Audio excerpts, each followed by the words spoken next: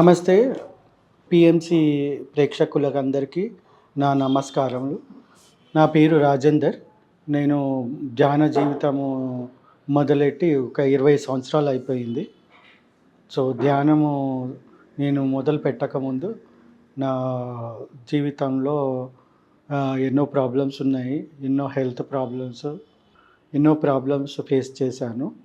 ఆ తర్వాత ధ్యానంలోకి వచ్చిన తర్వాత అన్నీ నయమైపోయాయి ఒకటి తర్వాత ఒకటి. సో, ధ్యానానికి ముందు నాకు ఎన్నో ఆరోగ్యపరమైన సమస్యలు ఉండేవి. తలనొప్పి, ఒళ్ళు నొప్పులు, ఇంకా వేరే చాలా ప్రాబ్లమ్స్ ఉన్నాయి. సో, డాక్టర్స్ దగ్గరికి చాలామంది దగ్గరికి వెళ్ళాను. సో, వాళ్ళు ఏది నయం చేయలేకపోయారు. సో, తర్వాత నేను ఎన్నో రకరకాల ధ్యానాలు మొదలెట్టాను. ఆ తర్వాత ఇది చాలా ధ్యానాలు మొదలెట్టిన తర్వాత ఎక్కడ నాకు తృప్తినివ్వలేదు. ఆ తర్వాత ఆనాపానసతిలోకి వచ్చిన తర్వాత నాకు ధ్యానము యాక్చువల్లీ ఇక్కడ చాలా బాగా కుదిరింది. ఆ తర్వాత నా సమస్యలన్నీ ఒకటి తర్వాత ఒకటి తొలగిపోయాయి. సో, నా ధ్యానం జీవితానికి ముందు ఇప్పటికి చాలా తేడా ఉంది. సో, చాలా మార్పులొచ్చాయి. సో, జీవితమే చాలా మార్పు చెందింది. సో, నేను డైలీ 2 అవర్స్ మెడిటేషన్ చేస్తానిప్పుడు. ధ్యాన ప్రచారంలో కూడా ఉన్నాను. ధ్యాన ప్రచారం కూడా చేస్తాను. స్కూల్లో పిల్లలకి ధ్యానము, స్పెషల్ క్లాసెస్, కార్పొరేట్ క్లాసెస్ కూడా తీసుకుంటాను.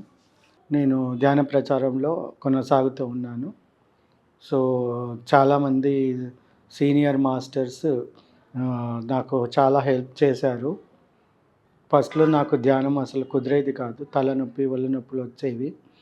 ఆ తర్వాత మెల్లిమెల్లిగా తలనొప్పి, ఒళ్ళు నొప్పులు అన్నీ తగ్గిపోయాయి. ఆ తర్వాత నాకు జాబ్‌లో కూడా చాలా ప్రాబ్లమ్స్ ఫేస్ చేశాను ధ్యానంలో రాకముందుకు. తర్వాత ఉద్యోగంలో ఎన్నో ఇబ్బందులు ఎదుర్కొన్నాను. ఉద్యోగం అసలు సరిగ్గా చేసేవాడిని కాదు. నాకు కాన్సంట్రేషన్ అస్సలు కుదిరేది కాదు. సో, ఆ తర్వాత నాకు చాలా భయము, ఎవరితో మాట్లాడాలన్న భయము, చాలా సమస్యలు ఫేస్ చేశాను మానసికంగా కూడా. సో, అలా చాలా డాక్టర్ల దగ్గరికి వెళ్ళాను. ఏం తగ్గలేదు. ఆ తర్వాత ఎన్నో థెరపీస్ తీసుకున్నాను. అది కూడా తగ్గలేదు. ఆ తర్వాత నేను ధ్యానంలోకి వచ్చిన తర్వాత నాకు మెల్లిమెల్లిగా హీలింగ్ అనేది ప్రారంభమైంది.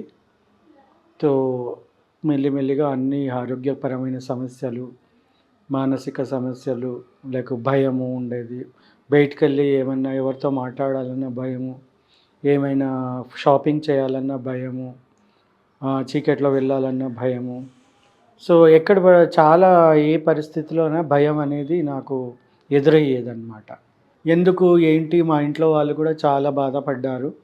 నేనే ఇంకా అన్ని ధ్యానాలు, ఇట్లా థెరపీస్ వెతకడం మొదలెట్టాను. తర్వాత బ్రహ్మకుమారీస్ దాంట్లోకెళ్ళాను. అక్కడ కూడా నా సమస్యలకు సమాధానం దొరకలేదు. ఆ తర్వాత మహేష్ యోగి వాళ్ళ ధ్యానం కూడా చేశాను. అక్కడ కూడా నాకు సరైన సమాధానం దొరకలేదు.